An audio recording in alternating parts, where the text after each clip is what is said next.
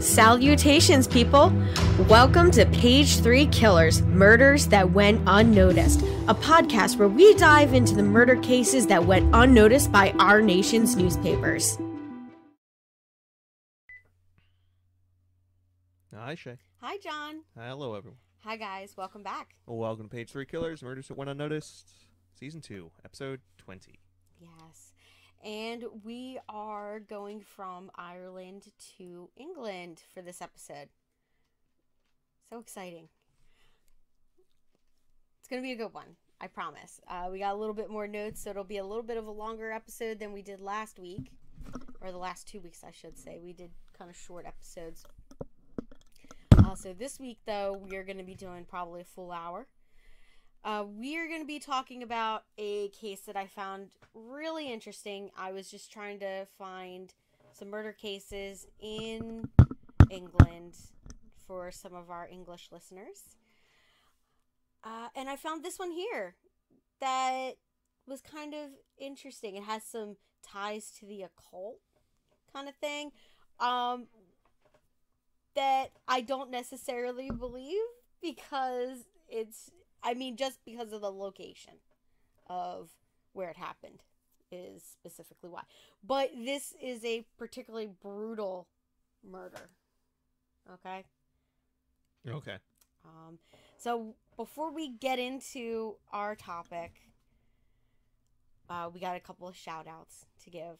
So huge shout outs to Ralunk, Chelsea Hargrett, and Stacey Fragale, who are our donors on Patreon.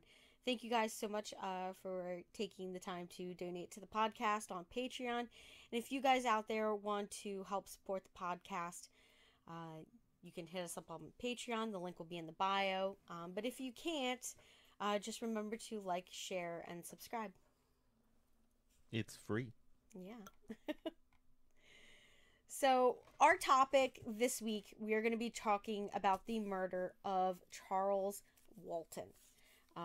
And this happens in 1945. So, once again, we have end of World War II, pretty much. So, that's pretty much all of our news stories come out of the war. Yeah, it turns out when there's a war with everyone in the world involved, yeah, kind of consumes the headlines. Exactly. It seems to be the only thing that gets reported. Everything else goes to the third page. Yeah, third page. So, to get started, we have February 13th. We have the RAF, which is the Royal Air Force Bomber Command. Begins the strategic bombing of Dresden in Germany, resulting in a lethal firestorm, which kills thousands of civilians. Yep. You want to read the next one? I guess so. March 10th. March 10th. 67 German prisoners of war tunnel their way out of Island Farm Camp 198 at Bridgend, the biggest escape attempt in German POWs in the UK during the war. Yeah. And then on May 8th, 8 days after the suicide of Adolf Hitler, the collapse of the Nazi rule in Berlin, VE Day is celebrated throughout the UK.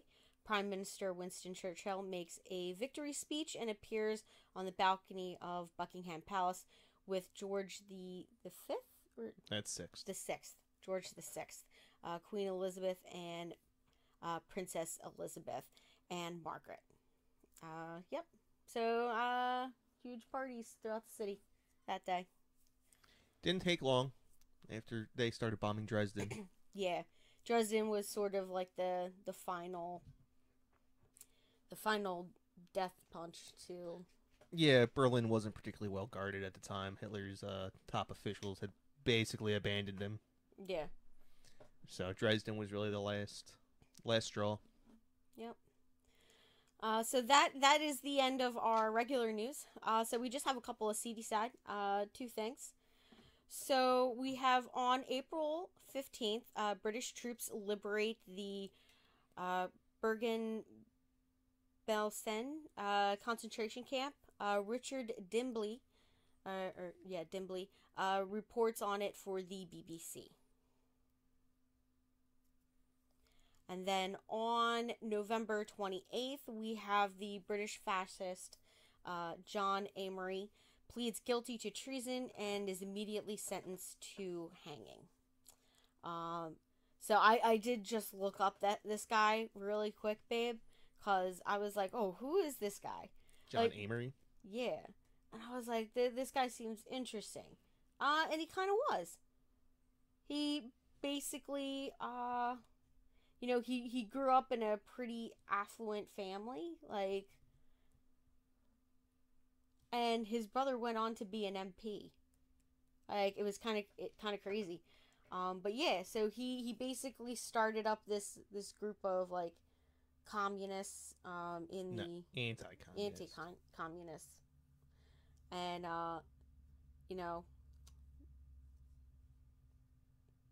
basically, committed treason against the British, government. Yeah, probably because Britain wasn't fascist. Yes. And they were fighting the fascists. And his family tried to prove that he was, like, either insane or they were like, oh, well, he's not a British citizen anymore. He's now part of the Spanish government, like, Yeah, I was reading real quick. I think he defected to Spain for Franco. Yeah. Yes. And, so his trial was actually, interesting, and the guy that did his execution was the bravest guy I ever executed. They're told a story about how the guy walked up to the gallows. The gallows, yeah, and was like, oh, I've always wanted to meet you, but not in these circumstances. Like, and very British. Yeah. Yeah. And I thought the epitaph that his father wrote for him was pretty nice. Like, so yeah. So that guy is pretty interesting. I might do like a little mini on him. I haven't decided yet. I say that I'm going to do a lot of minis on stuff and I don't do it. So yeah. But that guy was pretty interesting. But probably not. Well, I mean, you would probably find him way more interesting than the case we're actually going to talk about. So Yes. Yeah.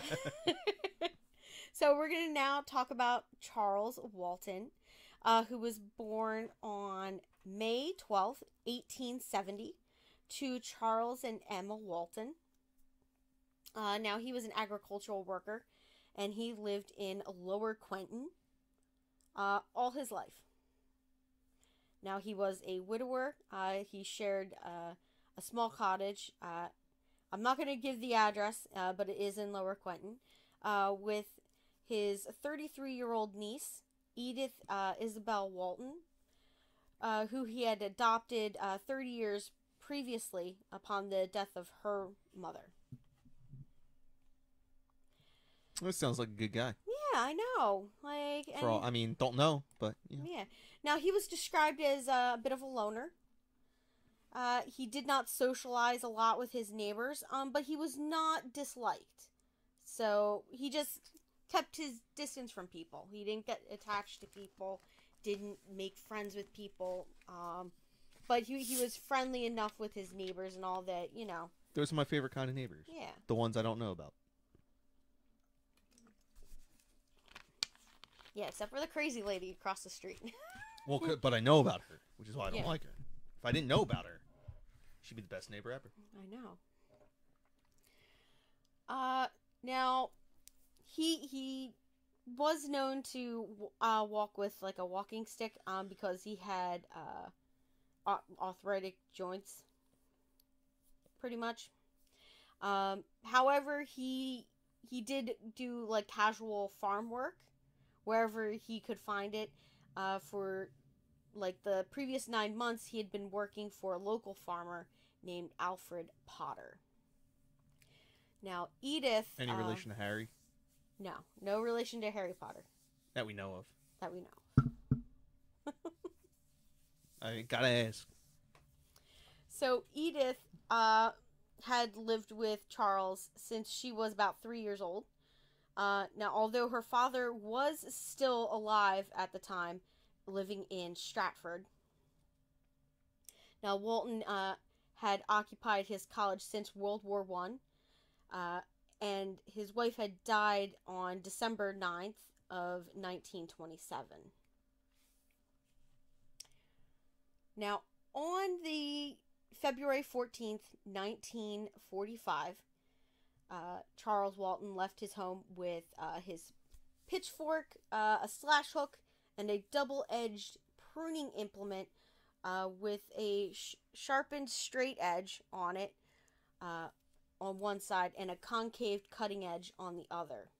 So he was heading over to the farm of Alfred Potter to work for the day. Now, Edith stated that Charles had left his purse at home on the 14th, indicating that he had meant to return home that day. Now, he was witnessed to have passed by through the churchyard around 9 a.m. to 9:30 a.m. And on this particular day, he was planning on basically cutting down some hedges in a field known as Hill Ground on the slopes of Meon Hill. Now, that day, Edith was working as a painter's assembler at the Royal Society of Arts, which had relocated to Lower Quinton for the duration of the war. Now, Charles Walton was expected to be home around 4 p.m., so when Edith returned around 6 and found him not there, she was a little concerned. Now, his solitary nature and regular habits basically did not comfort her, because he might be in the pub or visiting friends, but he was kind of strict with where he went and what he did. So if she was expecting him home at 4, he wouldn't have gone anywhere else, kind of thing. So she went around to the neighbors and, to ask around. And an agricultural worker by the name of Harry Beasley, who lived down the street, went with her to go up to the Furs farm to check with Alfred Potter to see if he had seen him that day. So when they talked to Alfred, he claimed that he had seen Charles earlier that day slashing hedges at Hillground. So the three of them then set off to the spot where he had last seen Charles. And they eventually did find his body near the hedgerow. The murderer had beaten Charles over the head with his own walking stick. And then cut his neck open with the slash hook, had driven the prongs of the pitchfork into either side of his neck, pinning him to the ground. Wow, that's brutal. The handle of the pitchfork had been wedged under a cross member of the hedge, and the slash hook had been buried in his neck. Jesus. Yeah. That sounds very personal. People don't just... Yeah. They went so far as to, once they finished with one implement, they went and grabbed another one. Which is... For somebody who didn't have an enemy in the world, was friends with all of his neighbors, there was certainly somebody out there that did not feel that way. And I find that, when you watch a lot of those true crime stuff, the family members always say, nobody hated them. They were so nice. Everybody loved them. But somebody murdered them. So you're just like, well, I don't know how much of that's actually true. Somebody obviously had animosity. But this is just like, the amount of brutality is staggering. Right? Now, so obviously Edith, upon seeing his body, did not handle it very well. She became very upset and agitated. Beasley did try to pacify her, and to make sure that she did not venture too close to the scene. She's gonna mess up that evidence. Yeah, exactly. So, at that point, Harry, Peachy, was walking along the other side of the hedgerow, and Alfred Potter called out to him, directing his attention to the body, and told Harry to go and alert the police. So he did that. Now, while Harry Peachy did that, Alfred Potter stood guard over the murder scene until the police arrived, while Mr. Beasley took Edith back down the hill to a further location from the scene. Now, the first policeman on the scene was PC Michael James Lomason. Lomisny. I was close. Lomason. Who arrived at 7:05 p.m. That's okay. Well, okay. So she returned home at 6. Okay, so that's not too big of a time gap. I assumed that, it took her like 15 minutes to walk to the neighbors and, like, to talk with all the neighbors, and maybe another 15 minutes to get with Alfred Potter. Yeah, so I have to remember, it's 1945. Yeah. So, that seems about right. Now, members of the Stratford upon Avon CID arrived later in the evening, which Professor James M. Webster of the West Midlands Forensic Lab arrived at 11:30 p.m. Now, the body was removed from that site at 1:30 a.m. Now, for the initial investigation, so at 1 p.m. on the 14th of February, Detective Inspector Toombs took a statement from Alfred Potter. Now, Alfred Potter stated that he had been at the farm for about 5 years and had known Charles Walton for that entire time period. Now, he had employed Charles casually for the last 9 months, and that Charles had worked when the weather permitted, basically. So if it was too rainy, he didn't work. Now, Charles had been engaged engaged on hedging for the previous few months at Hillground, where the last field, and that was the last field that needed attention, was that section. Now, Alfred Potter stated that he had been in the College Arms with Joseph Stanley, the farmer of White Cross Farm, until noon that day.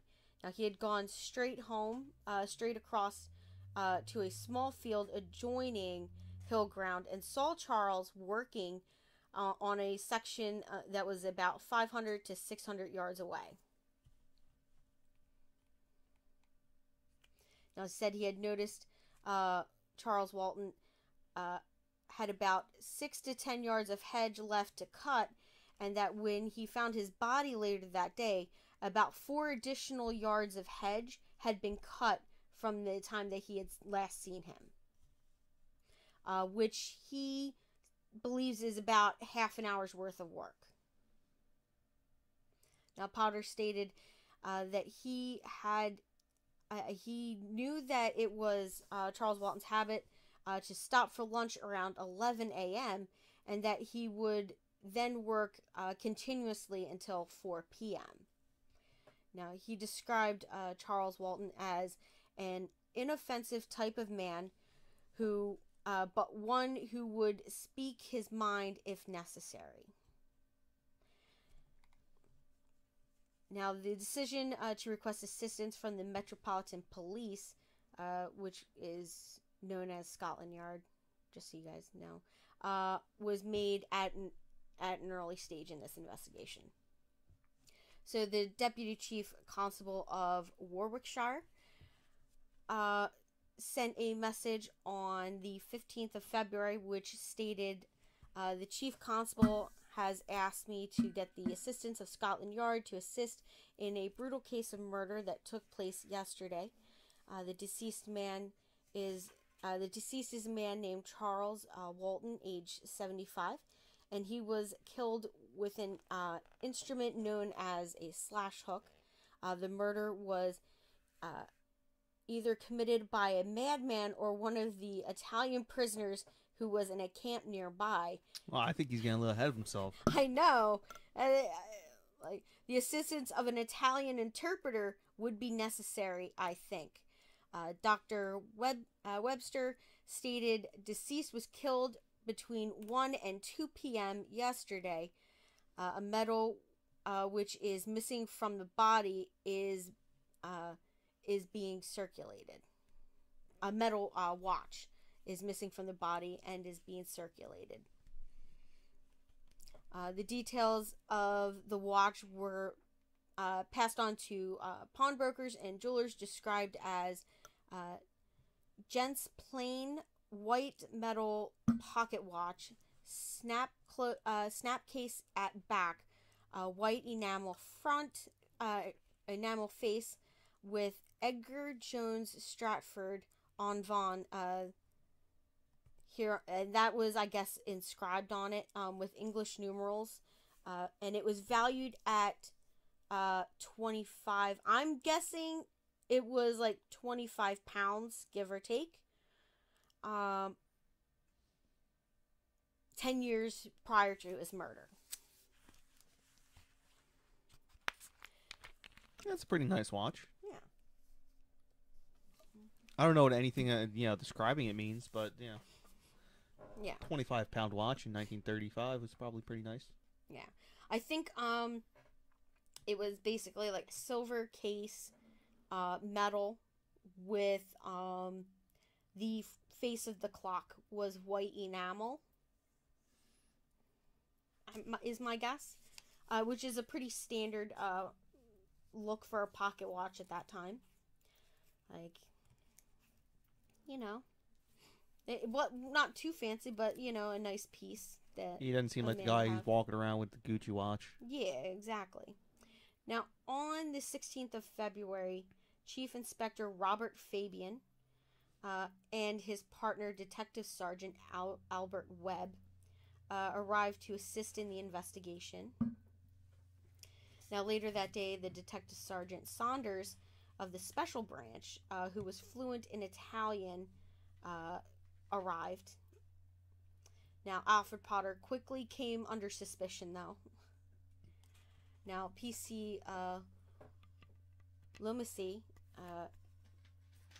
the local policeman who knew Alfred and his wife, Lillian Elizabeth Potter, was asked to stay close to them to see what they might unwillingly reveal. Now, the Detective Sergeant Saunders began interviewing the Italian World War II prisoners that were being held at the Marston camp. Now, the prisoners were apparently able to roam the area at will, and although there was a schedule for work days and free days, no record was really kept of their movements. Now, on the afternoon of the day of the murder, some prisoners had gone to Stratford to see a play, while others had visited the cinema. However, it does not appear that any of the Italians were ever seriously considered to have killed Walton. I think it was just wartime, like wartime. Italian's bad. Yeah. English good. Yeah, kind of thing. Like anybody who wasn't English or American, like anybody that was on the opposite side was automatically like a suspect kind of thing. Like prejudiced. Those damn pizza eating bastards. Yeah. So it was like, oh yeah, like if it was like if it was a camp of Germans, they still would have felt the same way. So because they were on the other side of the war, so they would have been the first suspects to any local police officer. They would have seemed the first logical suspects, because you don't know, both sides, the soldiers hold animosities against each other, so to them it wasn't that hard to think like, okay, yeah, they could possibly have done it, one of them, because you don't want to blame somebody in your small town, right? It's got to be somebody from outside of town. Nobody here would do that. Unless they did. Yeah, unless they did. Now, Professor Webster's postmortem on Charles Walton found that Walton's trachea had been cut and that he had bruising to his chest and several broken ribs. So Charles Walton had defensive wounds on his hands. So he had a cut on his left hand and bruises on the back of his right hand and forearm. Webster concluded that Charles Walton's wounds had been caused by two weapons, one a stabbing implement and a cutting weapon, presumably the pitchfork and the slash hook. So I'm not going to say that being a medical examiner is easy, but if you find a guy with a pitchfork still in his neck and a slash hook still in his neck, making that determination might not be that difficult. Yeah, It's been my determination that he was cut with a slash hook and stabbed with a pitchfork. My job here is done. Have a nice day. Well, he also had to estimate the time of death, so he put that, I believe earlier we said between 1 and 2. Yeah. So he believed that Walton had been hit over the head with his own walking stick, which was found 3.5 yards from his body, covered with blood and hair stuck to it. And I'm assuming that it was his hair, since he was struck with it. And like I said, he died between 1 and 2 p.m. Now, Charles Walton's shirt had been opened, his trousers had been unfastened, and the top and his fly were unbuttoned. So, oh my gosh, Professor Webster's report made no specific mention of the cross supposedly carved on Walton's chest, that was later mentioned in several accounts of this case. So, like, early on, some people were like, oh, there was, like, some religious things that happened.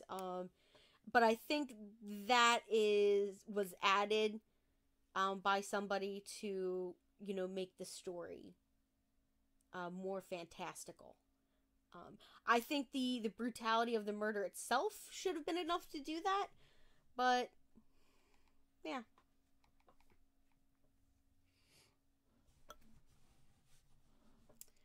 Alright, so on the 17th of February, Alfred Potter was interviewed for a second time. On this occasion, he was interviewed by Detective Sergeant Webb, sorry. So Potter stated that Charles Walton had usually worked about 4 days each week, but never in wet weather. Potter said that he paid him 18 pence per hour, and usually at the end of each fortnight he would pay him his paycheck. you know. Although sometimes they went week by week. Now, he said that he left it to Charles Walton to say how many hours he had completed, and implied that Charles was sometimes paid for hours he did not actually work. Now, he had last paid Charles on the fortnight ending on February 10th, which he had given him 2 pounds. Is that 2 pounds 15 cents? 15 cents. Potter stated that on the day of the murder, he had left the College Arms and gone across the field to known as Claxley's to see to some sheep and to feed some calves that he owned, I guess. When he reached the field, it was about 12:20 p.m. And then he saw Charles working in his shirt sleeves. He was sure of this because it was the first time he had seen him so dressed, and that he said to himself, he's getting on with it today. So I guess he had like his button-up shirt off, and it was just like a t-shirt or a wife beater underneath kind of thing.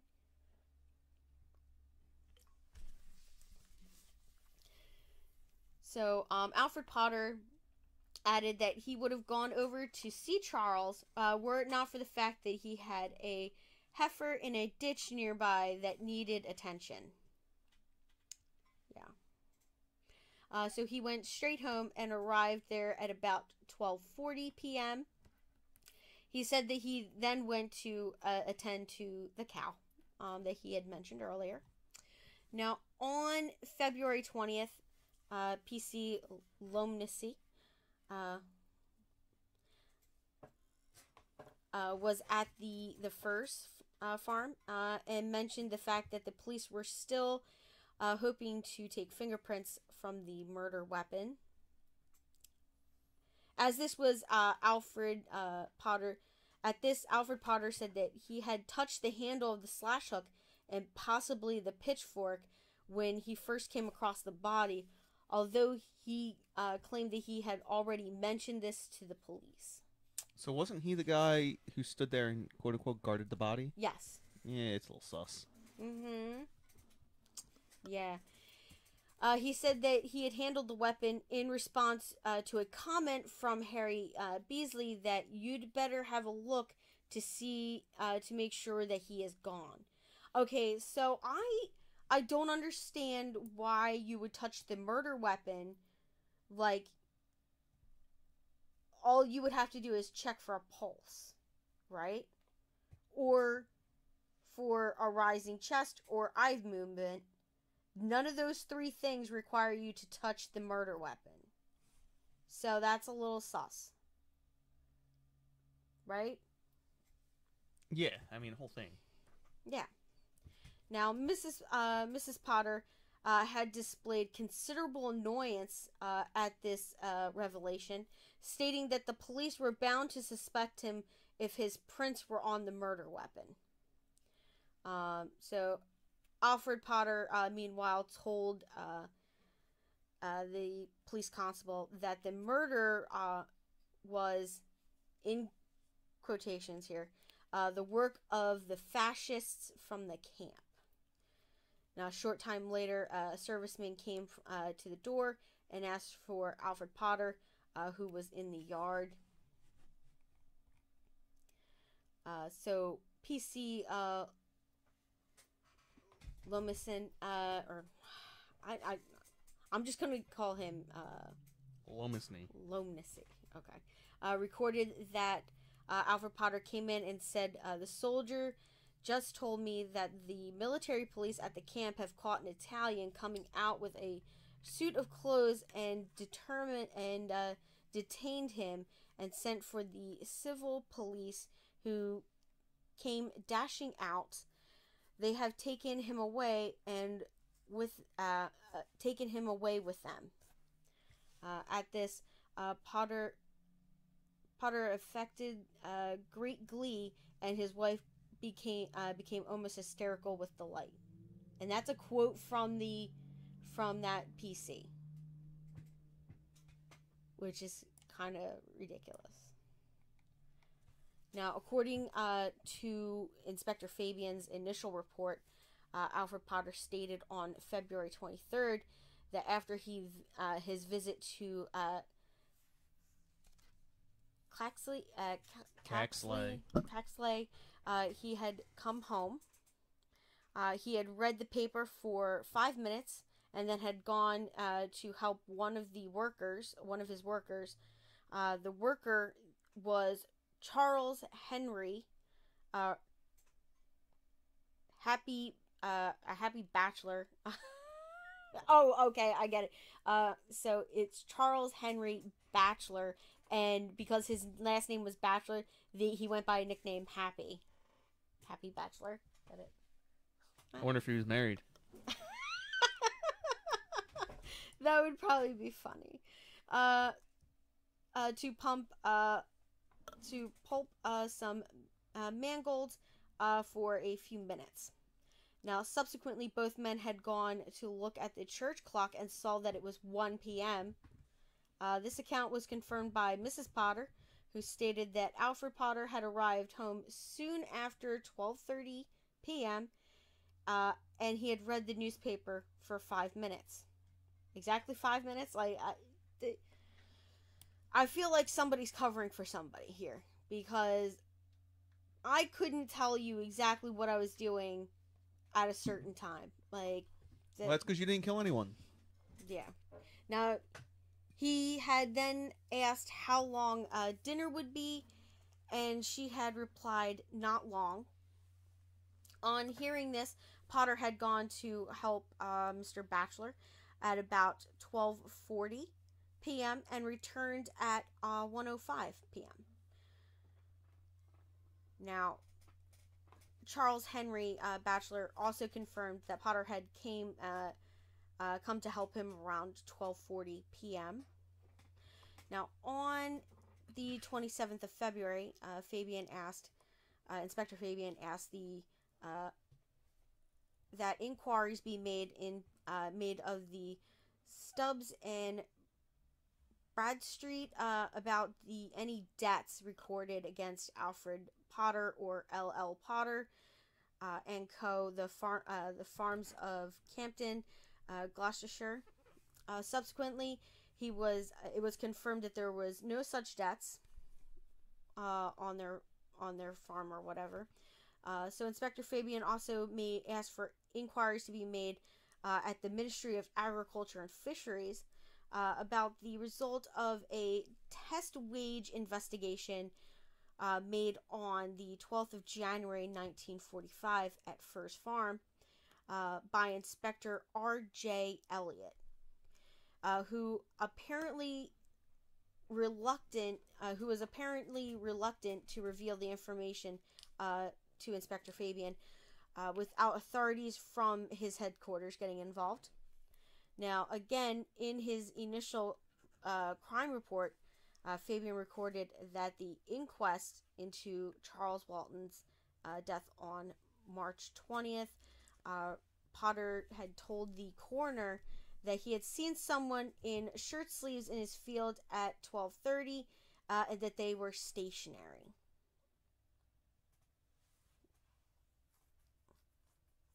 So, I'm like, well, was that Charles or not?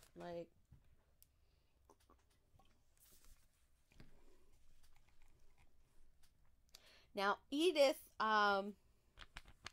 Charles's niece, claimed that Alfred Potter stated the following as they made their way to Hillground with Harry Beasley on the day of the murder.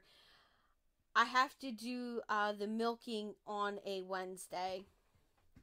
I came out into the field to cut some hay at 12 o'clock and saw your uncle at his work. So Edith stated that she had never heard Charles Walton say that he that she had stated that she had never heard Charles say that he had lent anyone any money, and she had not seen any IOUs. So subsequent inquiries of the Midland Bank revealed that Walton had deposited £227 and 10 cents in June 1930, but that by 1939 it had dwindled to £11 11 cents and 9, I don't know. So he had roughly about 11 pounds in there. Walton had made numerous withdrawals during the intervening years, but never more than 10 pounds at a time. So Fabian's investigation also revealed that Charles's best friend was 72-year-old George Higgins of Fairview, Lower Quinton, although the pair had not seen each other since the previous Christmas. Now, Higgins was employed by Mr. Valender of Upper Quinton, and at the time of the murder had been working in a barn about 300 yards from Charles Walton. Now, Fabian speculated that Higgins could have made his way across the field unseen and killed Charles. However, he doubted that the old man would have had enough strength to mount such an attack or had possessed sufficient motives to commit the murder. So when Harry Beasley was interviewed, he told police that he was employed by Harry Ball of Hensey's farm in the village. Now, he said that Potter had a reputation as a decent man to work for. Now, on the night of February 14th, he recalled Alfred Potter saying of Charles Walton, "I saw him working. I saw him at work at 12:15." Now, Beasley also confirmed that Edith Walton had been going out with one of Edgar Goody, with a guy named Edgar Goody, for some years, although Goody was later eliminated by the police inquiry. Beasley said that he confirmed that Potter realized Charles Walton was dead from the moment he saw Walton's body. So it's suspicious that he says that he touched the murder weapon to see if the guy was alive, when they both confirmed, like, on site, that he was already dead, that he was deceased. So the police took statements from two former employees of Alfred Potter's, William George died, and George Purnell. So I was just looking up how the money works. Yeah. And I'm thoroughly confused. They have so many different types of monies. Oh my gosh. So the one thing we looked at was a guinea, which is equal to 1 pound, 1.05 pounds. And the one thing is a penny, which there's 240 pennies in a pound. Oh, man. Yeah. That's so confusing. All right. Yep. All right. So both confirmed that from time to time, Alfred Potter had experienced difficulties in paying their wages. So Joseph Stanley confirmed that Alfred Potter had assisted him with the castration of 2 calves on the morning of February 14th, and that they had subsequently visited the College Arms, where Potter had 2 glasses of Guinness between 11:45 a.m. and noon. Statements were taken from over 500 residents of Lower Quinton, some as young as 11 years old, as well as other individuals who were in and around the area on February 14th. Now, a detailed search of the entire area surrounding the murder scene was undertaken with the help of the Royal Engineers, using mine detectors. No, that's interesting. Okay. Now, in an attempt to find Charles Walton's missing pocket watch. To be fair, they probably had a bunch of mine detectors just laying around after World War II. Yeah. So. Well, at the time of this murder, the war was still, I believe, active in February. It was like still, like it was just in the final days. So they probably just had a ton of them. Yeah, they're like with nothing to do. No, they didn't need to find any mines, right? Well, I mean, they're still looking for mines, but yeah, that's actually terrifying. Yeah, it is. Like you could actually step on a landmine. Yep, it's crazy. But they were not able to find any clue of that pocket watch or anything. Eventually, Inspector Fabian and Webb. Oh my gosh, I keep saying Weber. It's Webb. Returned to London while Detective Superintendent Alex Spooner continued the search for the murderer. Now, the murder so fascinated Alex Spooner that it is claimed he continued to return to the village long after the rest of the world had concluded that the perpetrator would never be found. There were reports of Walton's pocket watch was found in the outhouse of his cottage in 1960, despite an extensive search done by the police at the time of the murder.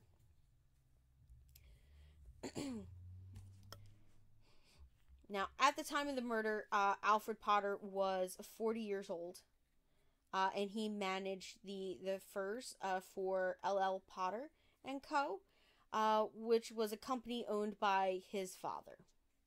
Now, Robert Fabian concluded that Alfred Potter was most likely the killer of Charles Walton. Now, Potter's behavior on the night of the murder did not appear to be that of an innocent man. When the constable arrived at 7:05, he noted that Potter seemed to be very upset. He was shivering and complained of being cold. Looking back, I think that Potter appeared more worried than one would have expected him to be. Now, after all, P.C. Lomacy reasoned Potter was used to slaughtering animals and might have been less moved by the murder scene than other men. Yeah, I get that. He would have been more desensitized to something like that, I guess. I guess so. But for him to be acting the way that he was contradictory to how he expected him to react. So PC was surprised when Potter said that he was going home before the Stratford police turned up. Okay, that's a pretty suspicious thing. He said his complaint of feeling cold, I considered it a strange excuse for one who was used to attending to animals at all hours and in all kinds of weather, especially as the murdered man was his own employee and had been murdered on his own land. Now, in fact, the Stratford police turned up just as Alfred Potter was leaving. So on February 17th, Potter said that he would have gone over to see Charles Walton on Hillground on the 14th of February. Were it not for the fact that he had a cow in the ditch that he had to attend to, claimed that, he went straight home, arrived there at 12:40, and then went to attend to that cow.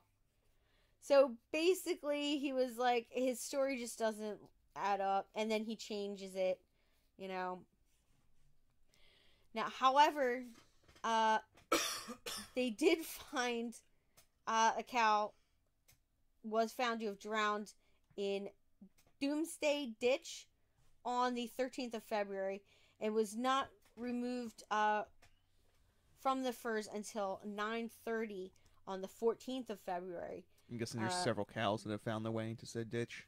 Yeah, I guess so. Doomsday Ditch.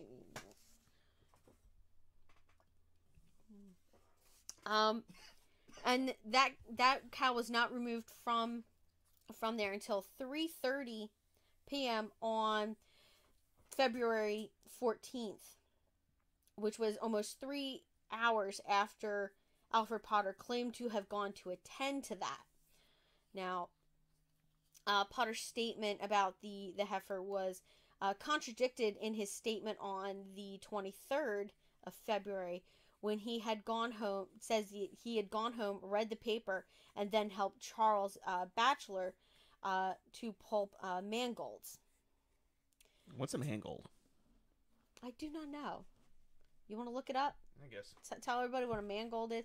I bet like our European friends are just like, you guys are idiots. You don't know what a mangold is. Yeah, we don't. So, what is it? It's like a root vegetable. Oh, okay. Interesting. Yeah, it's not something that we would eat here normally, I guess. So Inspector Fabian's comment was that Alfred Potter is undoubtedly lying about his actions at this crucial time, but the reason for the lies can, for the present, only be a matter of conjecture. So Inspector Fabian's cynicism about Alfred Potter's activities between noon and 12:40 p.m. have increased by the fact that he was variously stated to have seen Walton working in the distance at 12:10 p.m. and then 12:15 p.m. and then 12:20 p.m. So he changed his story 3 times and gave them different times each time that he saw Charles working in the field. Ultimately, at the inquest, he told them at the inquest that he had seen someone stationary at 12:30. I guess he was like trying to say that it was Charles. Like, I don't know. Fabian commented that thus we have Potter's story gradually changing from seeing Charles Walton working on hedge cutting at 12 p.m. to seeing a man stationary in the field at 12:30. Now, Potter's statements about seeing Charles at work invariably said that he was in his shirt sleeves. However, when his body was found, he was wearing a jacket. Okay, so I looked up what that meant, shirt sleeves. Yeah. So it just means that you're just wearing a shirt and no jacket. Ah, okay, that makes sense. Now, underneath his jacket, he was wearing a shirt, but the sleeves were cut off above the elbow. Thus, Potter could not have seen Walton in his shirt sleeves. A lying bastard. Yeah, in Fabian's view, even if Potter had merely seen Walton with his jacket off, it seems improbable that he would have worked in shirt sleeves at 12:20 and then put his jacket on unless he had decided to go home. Which makes sense, right? Like, you're working, you wouldn't put your coat on until you're ready to go home. Now, on the 20th of February, Potter said that he had previously mentioned to the police that he had touched the murder weapon. And that this had been at Harry Beasley's instigation. However, this was the first time that he had made such a claim to the police, and Harry Beasley strongly refuted any question that he had asked Alfred Potter to make sure Walton was dead. Beasley said that it was apparently obvious that he was dead and that Potter did not touch the weapon in his presence. Now, Fabian commented that Potter produced this explanation only when PC Lomacin breached the question of fingerprints on the 20th of February. Now, he considered that Potter had gone to great pains to explain away any of his fingerprints which might be found upon the weapon. Now, in the event no prints in any event, there was no fingerprints found on the murder weapon because I guess it had been wiped clean. Or gloves were worn. I don't know. So Potter's suggestion that he might occasionally pay Wilton for hours that he had not worked was disproved by an examination of the sums that he intended for wages from LL Potter and Co. and those that had been paid to Charles Walton. What Alfred Potter in reality was doing was that he was claiming more wages than what he needed to pay his employee and then pocketing the difference. Oh my gosh. So Fabian's comment was that Alfred Potter, by his own admission, is guilty of claiming more wages than were due, and then it was in no doubt that he was making a good thing out of Charles Walton's employment by him. Now, after Fabian and Webb had returned to London, the police constable who had relieved the PC Lomacin stood guard over the murder scene, reported that Potter had returned to Hillground soon after first light on the 15th of February. Now, the policeman had warned Alfred Potter away from the actual site of the murder. Now, Potter had exchanged a few pleasantries about the coldness of the weather, given the constable a player's cigarette, and then left. Now, this revelation brought Fabian and Webb back for another interview with Potter, and some searching questions about why he had not told them earlier about the visit to the scene. However, the interview did not seem to have advanced the case any further, although it was noted that Mr. Batchelor, another employee of Alfred Potter, had both resigned since the murder, as well as another of the Potter's helpers on the farm. So 2 people left after this murder. Now, Fabian believed that both had possibly realized that the nature of the man with whom they were working for and had quit. He also wondered if Mr. Batchelor had compromised himself by stating that he had seen Alfred Potter at 12:40 p.m. Now, the trousers that Alfred Potter had worn on the 14th of February were described as being made from Bedford cord, and they were 2 marks on the front that Professor Webster believed were blood stains. However, he reported that they had been cleaned too thoroughly for a positive analysis. Now, the key for the police was establishing Potter's movements between 12 noon, when he had parted company with Joseph Stanley at the College Arms, and 12:40 p.m. when Charles Batchelor said he saw him at the Firs.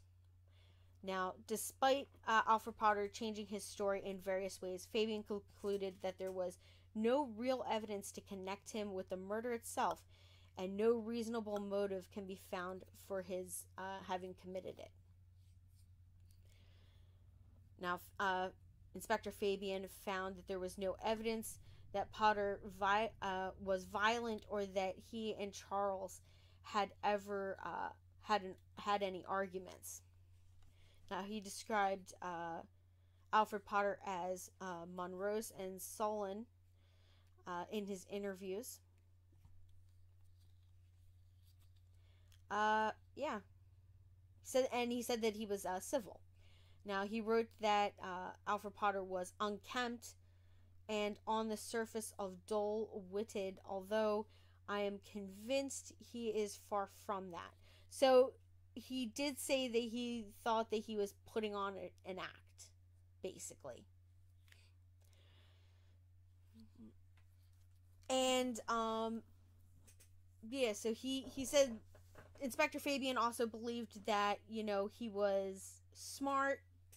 He portrayed himself to be, you know, just a dull-witted guy, but he was actually really smart, cunning individual, and that he thought that he possessed the strength to commit the murder, the strength required to commit the murder. Now, although a number of writers have suggested that Walton had lent money to Alfred Potter, and its repayment was overdue, there's no proof that actually happened. And like I said, the niece of Charles indicated that she had never seen any IOUs or anything like that sitting around.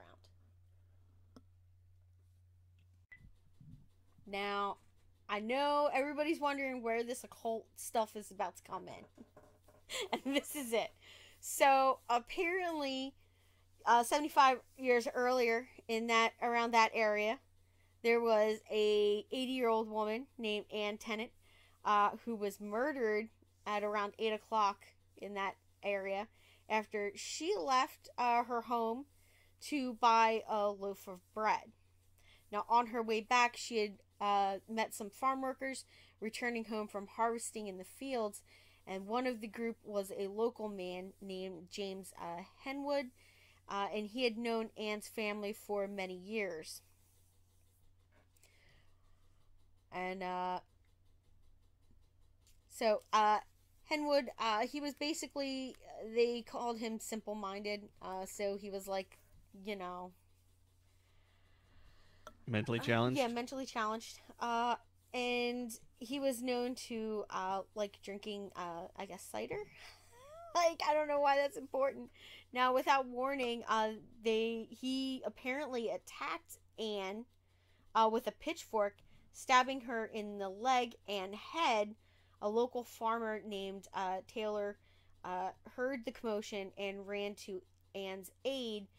He restrained Haywood until a constable arrived, and Anne was taken to her daughter's house, but died after her injuries at around 11:15 that night.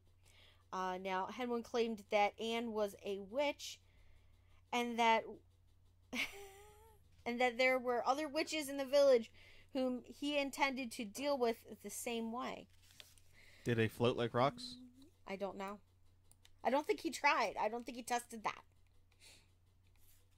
And rocks don't float. Small pebbles. What about a small pebble? Now, although committed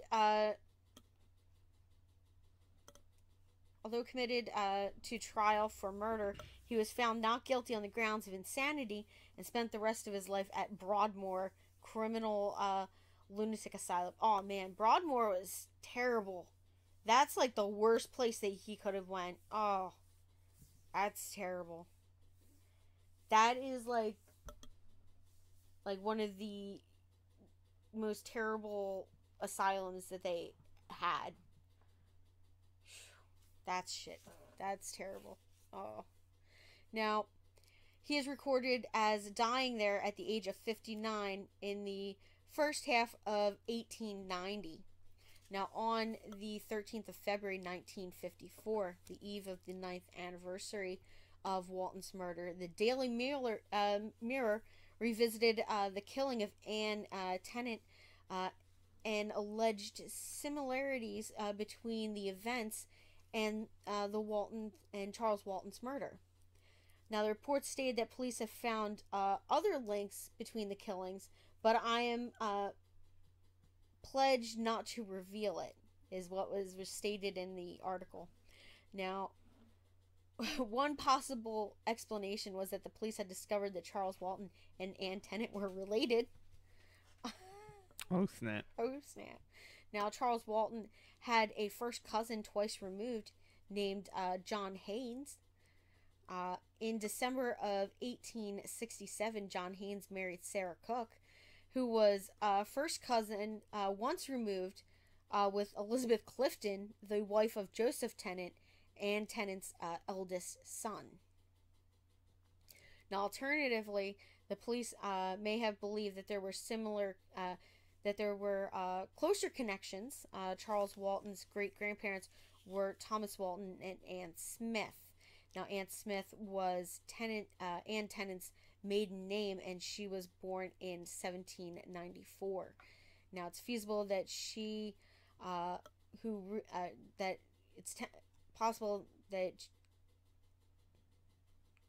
it is feasible that it was she who married Thomas Walton on the January 2nd, 1812, in Gloucestershire, when she was 17 or 18.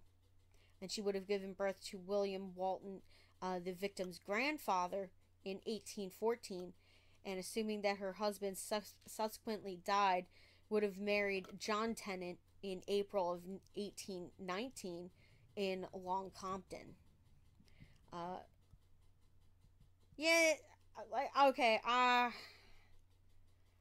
yeah, they could have been related. Interesting.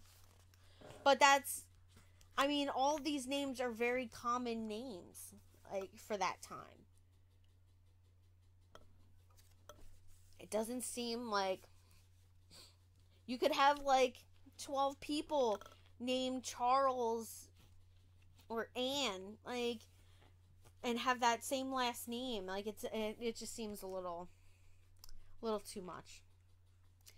So, 2 reports that Inspector Fabian wrote on the case in 1945, and which were preserved on the police file, make no mention of witchcraft, ritualistic killing, black dogs, natterjack toads, or blood sacrifices. However, 25 years later, he wrote the following.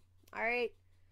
I advise anybody who is tempted at any time to venture into black magic, witchcraft, or shamanism, call it what you will, to remember that Charles Walton, and to think of his death, which was clearly the ghastly climax of pagan rite.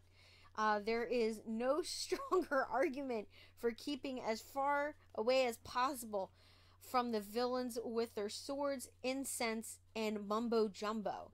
It is prudence on which your future peace of mind and your life could depend.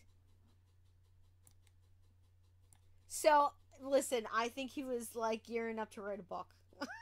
That's all I'm saying. He flipped his, he made no mention of this kind of stuff in his his reports, and then suddenly, claims that, it has been claimed that Inspector Fabian was, acquainted with 2 pieces of local history. The first relating to the murder of Anne Tennant, by James Hayward, on the grounds that she was a witch. In many accounts, they have been erroneously claimed that Anne was pinned to the ground with a pitchfork and slashed with a bill hook.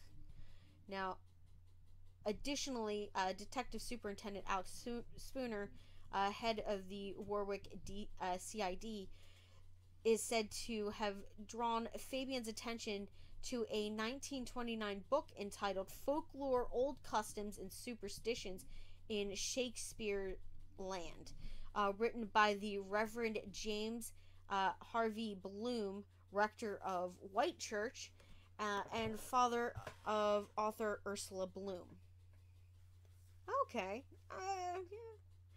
Now, this included the story of how in 1885, a young plowboy named Charles Walton had met a phantom black dog on his way home from work on several nights in succession.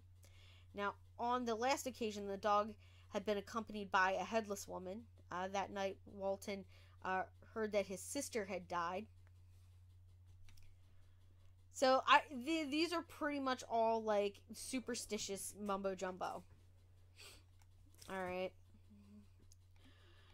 Now, although the theories and rumors surrounding the case in subsequent years are the following.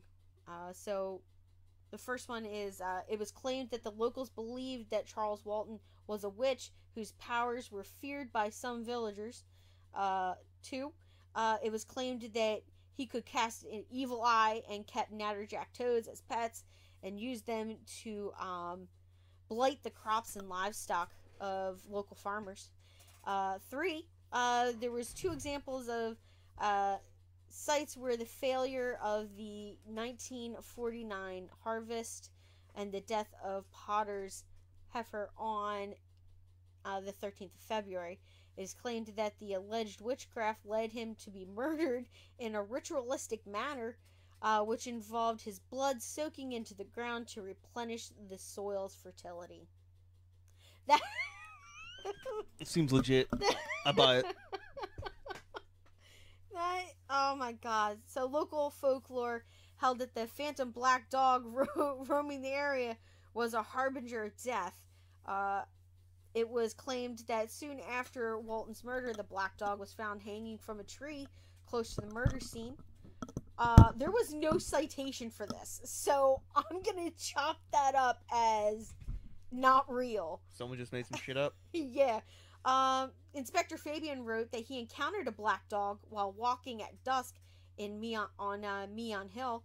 The story he related about the dog, he said that it ran past him, and shortly afterwards he met a local boy walking in the same direction. He asked the boy if he had seen the dog.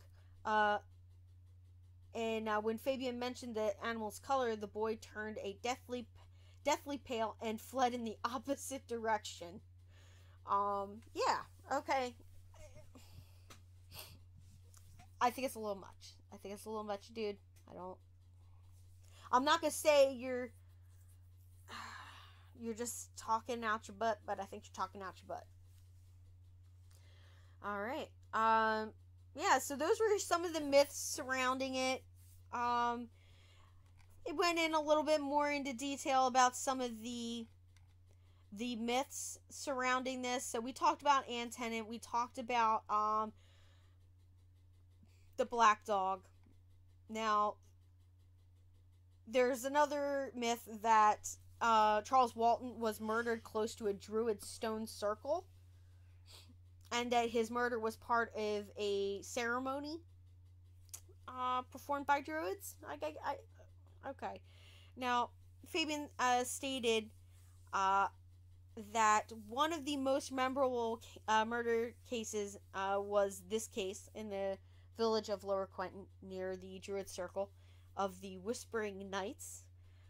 There was a man who was killed by a reproduction of druid ceremony on St. Valentine's Eve. Now, Jared B. Gardner stated in his book, Meaning of Witchcraft, the Whispering Knights are not a circle. They are not druidical. They are about 12 miles away, and as the crow flies, from Lower Quinton. Now, nor was Charles Walton killed on Valentine's Eve, and there was no one knows for certain just what the druid ceremonies were like. It is possible to say that his death was a reproduction of one, apart from the details and descriptions is accurate. Yeah. So basically, no, that's not real. So I think he was killed over money. I think it was all about money. And I think that's I think Charles Walton found out what Alfred Potter was doing, was claiming more wages than what was he was actually being paid. He's going to dime him out. He was going to dime him out, yeah. And they had a physical altercation between 12 and 12:40. And then he had friends and family cover for him. That's what I believe happened. I don't believe any of this hokey crap about druid circles and demonic dogs and crap like that. Like, that's just ridiculous. Myths don't kill people. People kill people. So, yeah. Or do they? Yes, I think it was definitely Alfred Potter. I'm like 99.9% sure it was Alfred Potter that murdered Charles Walton. I don't think it was for money that Charles lended to Alfred, because we know Alfred was stealing money from his own company. But at this time, I'm not sure how the farming industry worked at this time, because I was under the impression that at this time, the British government basically had control of all the farming and everything, and they were paying out like stipends to the farmers so that they could take in that stuff and then hand it out to feed the people and the army. And that's my impression. So he would technically be like stealing money from the government by claiming extra wages that weren't being used, like, to actually pay people. So I think that's why Charles Walton would have said something, because it wasn't right. And from what everybody said about Charles, he was the kind of person that would stay quiet unless he had to, like, voice his opinion, or, it was wrong. So I feel like that's what happened. He's the most likely suspect, and it's a shame that nobody ever got arrested for this. What do you think? Yeah, I think it's pretty obvious that Potter did it. Yeah. I mean, I don't know why they never even tried to try him. Yeah, I know.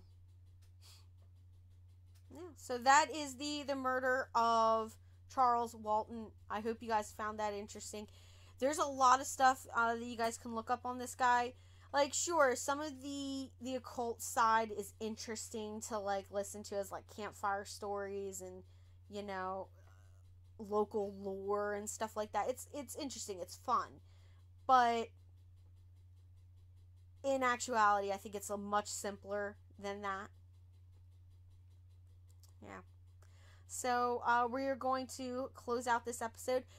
We are going to be doing a local case next week. I believe we're going to be talking about one from out of Camden, New Jersey. Oh, snap. Here in the United States. So we're gonna just hop across the pond back here to the United States for an episode, and then I think we're gonna go back to England for another one. Or I just might do a couple. I've been toying with a couple of scripts, and I hope to have something out for you guys real soon. Some more good ones. All right. So we will see you guys back here same time next week. Right, babe? Yep. Have fun. All right. Bye, guys.